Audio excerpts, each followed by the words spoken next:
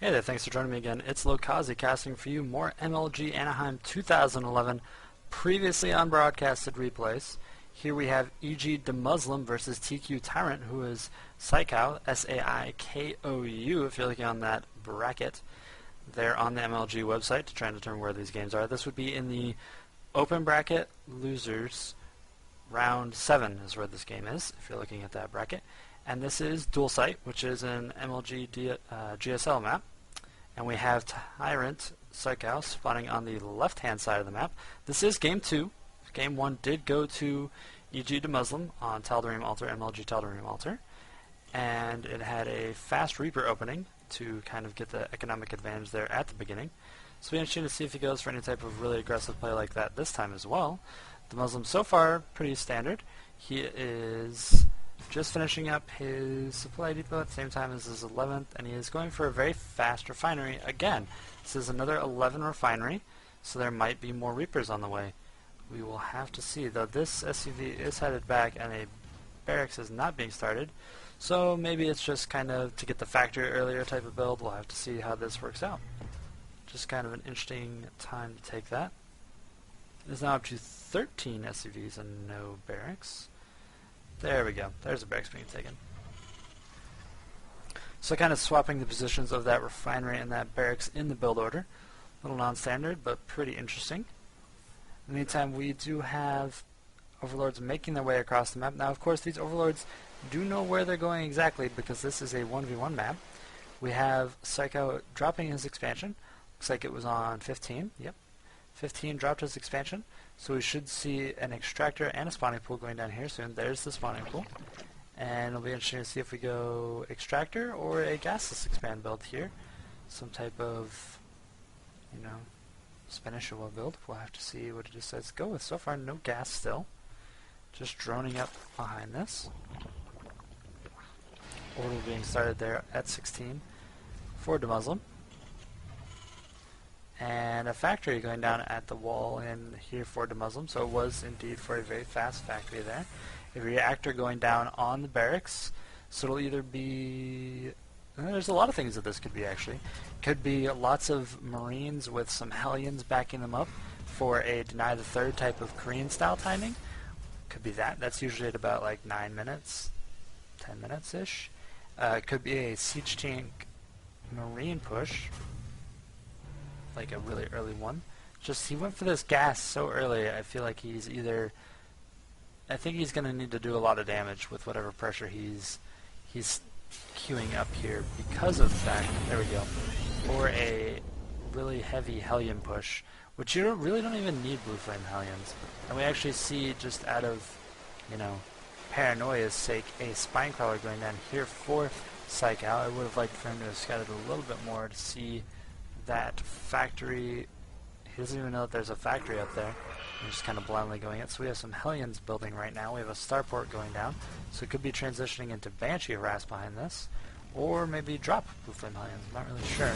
Hellions are now seen, 2 of them, which he knows that there must be a reactored factory or just like an almost impossibly fast factory, or second factory. We see the first spine crawler uprooting and scooting a little bit closer to that ramp. If he builds like say like an Evo chamber right there, he actually blocks off his ramp. This does leave the bottom of the natural open right now though. So Hellion harass starting up, and they're just going to scoot away. They do not want to get pinned on that ramp near that spine crawler. They do not know what's up there. For all they know, there could be like a queen showing up there ready to trap them in with some Zerglings. Just get eaten alive by those spine crawlers. We have 4 coming up, taking out 2 Zerglings. Ooh, good block there. They just need to fire once though, and they could pick off that Zergling and scoot right past, but they decide to turn around and head back home. I don't know if he's going to repair those and send those back out, or just kind of try and maintain map control with those. 2 more being built though. Banshee is started up, no cloak yet though, as there was not a second gas taken. Expansion dropping down there for EGDeMuslim. Pretty interesting build order we have going on here. Some pretty heavy pressure. Meantime, Tyrant does seem to be journeying decently behind this. Saikou, I guess I should say. And there's a roach warren going down at the bottom of the ramp, so also the same size building as the Evo chamber to block that off there. And Zergling speed almost finished here. Saikou in a good economic position right now. Not great, but pretty good. He's blocking off the back of his base from the Blue Flame Hellions at his natural with that Evo Chamber. He's at 32 drones compared to 26 of the Terran player. There are quite a few Hellions headed across the map right now. In the number of 7? Yeah, 7 Hellions headed out. Now these Hellions are just going to try and run up into the main base. That Banshee was sacrificed to distract the Queens off of the ramp. And these Hellions are now up here. There are Roaches on the field. They should be able to get some decent shots off and do a good, wow, amazing spread there by Tyrant. And though a lot of drones were lost, not as many as there could have been, really. I'm not even sure that was a very equal exchange there between the two parties. I think the Muslim actually came out a little bit behind on that exchange. There are more drones going up behind this. And this Hellion is still alive, miraculously. I'm not really sure how. There it goes. Roaches picked that off. Meanwhile, Command Center did finish. Siege Tank research is going down. Siege mode for Siege Tanks, that is. As well as Siege Tanks being produced here. The starport was used for that one Banshee who was thrown away sacrificially to try and get the Hellions in. But Roaches were just spawning in time for that to be thwarted. So very nice there by Saikou. Yeah, there we go, Saikou. That's what I was going for. And we have the Muslims Hellions again scouting around, seeing that this creep spread is actually quite good. We got 3 creep tumors that will be spreading their way across the field, making it very fast for that creep to fill in. Expansion being picked up here for EGDeMuslim.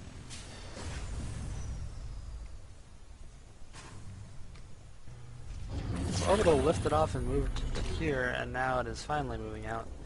Not really sure why it was scooting around oddly like that. A third command center going down, and he really likes this quick third command center build. It's quite interesting. Mech quick third command center. Hellions roasting quick few Zerglings out there. They still do not have Blue Flame and is not being researched, despite Siege mode finishing up. Second and third refineries look like they were just finished, which would be why there wasn't a lot of additional research, just Siege Tanks being produced due to a limited amount of gas. That is at 3 factory right now. Third command center is working its way along right now. Well placed overload right here, actually, out of Saikou. And Roach is moving down to defend the newly finished third of Saikou. He is saturating in a little bit with these drones. Roach is kind of scooting around, getting in position, getting ready to kill the Hellions that are rolling up here. And they do successfully scare off those Roaches, so their job, feeling pretty good about themselves. They did what they were meant to do. They will get little Roach promotions, maybe even get speed. Yep, there we go. Speed is researching there for those Roaches. It was actually not picked up last game. Quite a few Siege Tanks here on the hill. 4, 5, 5th one coming. 4th factory on its way, actually. So still that extremely heavy mech style. This map is quite a distance across, though, so the speed of the mech army can become a really big issue here. I think the Muslims and just Terran players in general playing mech versus Zerg, like all mech, it needs to be on closer positions, in my opinion. It's kind of difficult to move all the way across the map with a mech army, depending. This isn't the worst distance positions, but it's pretty far across, and there's plenty of time to sight, which is what Zerg really need when those Siege Tanks are very slowly rolling across the map. Inferno Pre-Igniter, Blue Flame, quite a good ways along now. We have 10 Mutalisks being produced, so similar build order to last game out of both players. And those mutas are going to be hitting the field, and their job is to slow down the economy of EGDeMuslim as much as possible, which is going to be quite a feat, as it is in the same number of bases as the Zerg player currently. We have high-sec auto-tracking being researched here. So turrets are going to be employed for the defense of the bases of the mineral lines, probably without Thors left behind because it is a heavy mech army. So generally when you get the high-sec auto-tracking, when you expect your turrets to be able to take on mutilas just a little bit better with that extra range, get an extra shot off as they come in and an extra shot off as they're on away is actually not really a thing to be scoffed at, especially if there's multiple turrets in each line. That can, 2 turrets means an extra whole mutalisk with those extra shots, really. Repairs going down on these missile turrets. This, of course, the outer base is a little bit more vulnerable, and that's why there's 3 turrets very closely positioned in the mineral lines here, easy to surround and repair. And that's why placing the turrets in the mineral lines like that, while it does slow the return path of the SCVs, it's also very easy to repair them, which makes them a great mutalisk defense being placed like this. We have the 4th going down here for our Zerg player. We have, looks like, is this layer research? This is hive research. Wow, hive research going down. We have neural parasite also going down. That is for the Thors that he expects to be seeing on the field soon. They will be ejected by the infestors, and then the mutalisks will flock in and hopefully kill off a lot of the mech army. That is the plan with this. The roaches are here to soak a massive amount of damage out of the siege tanks, as well as bait scans, which is more energy with their harassment as they burrow away, which is why they have these spiffy little mohawks going on here. Red spikes. This is a planetary here at the expansion, and since high-sec auto-tracking is researched, they have the planetary has 7 range, and these missile turrets have 8, so they're quite well defended against this roach mutalisk harassment that Saikou is trying to do. But he is just expanding like a madman. He is picking up his 5th, now that the 4th is finished, getting it lightly saturated, picking up the 2 extractors there. So he's going to be able to go into some type of tech switch here pretty soon, and there it is. There's a spire, a greater spire going down now that this hive is finished. So he will be switching into corruptors here pretty soon, which of course absolutely dominates mech. Now, EGDeMuslim knows this, that tier 3 comes about 15 minutes in for Zerg, generally, depending on how much pressure you put on them, just because they like to drone so much, and take a lot of bases. So he knows it has arrived, and he is doing his time push right now. And all those drones from the 3rd are actually getting roasted right up. These SCVs are trying to repair as fast as possible, and instead of going for the main army, a counterattack did go down here for Saikou. He did take out the 2nd, the natural expansion.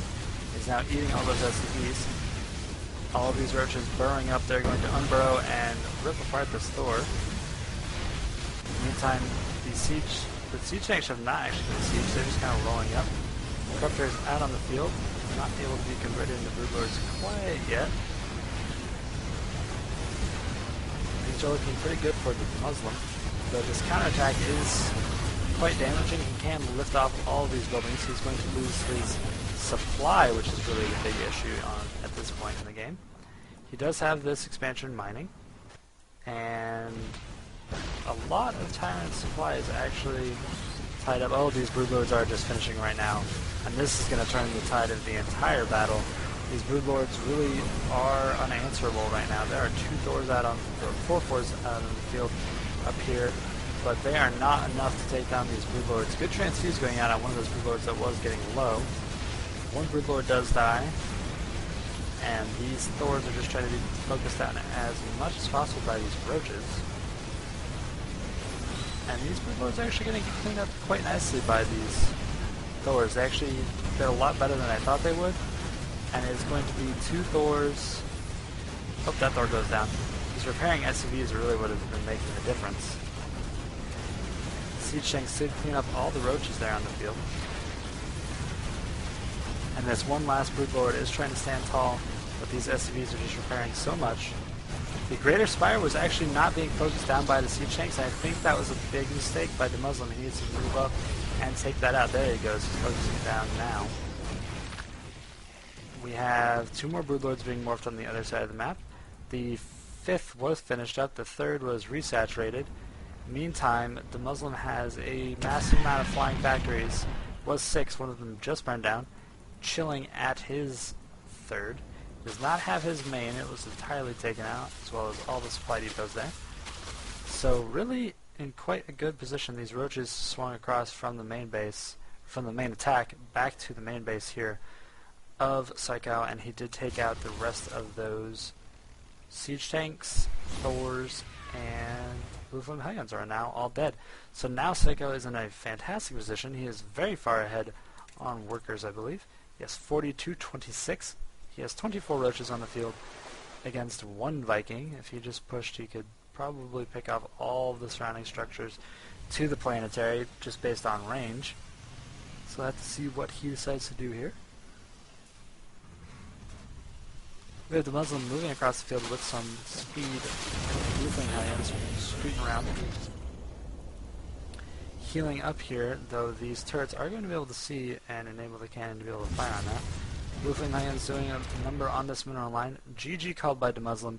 He knows he cannot get back into this game. These 2 Broodlords are going to be able to deal a decent amount of damage while the roaches scoot in really fast and one-shot missile turrets for them. So by the time the Vikings finish up the Broodlords, the roaches are going to be able to scoot right behind this mineral line back here and be able to work on these workers. I think that's actually out of range of the Bliss Cannon. It might be just in range, but regardless, it's multi-bases versus 1 base that is a planetary. So, good game, called by EGDeMuslim. So, Saikou tying up the series. Now it is 1-1 between these 2 players. So it's going into the 3rd and final game. Winner goes on to face, I believe, QXC, I want to say. So, a pretty big name player. EGDeMuslim, of course, a pretty big name player.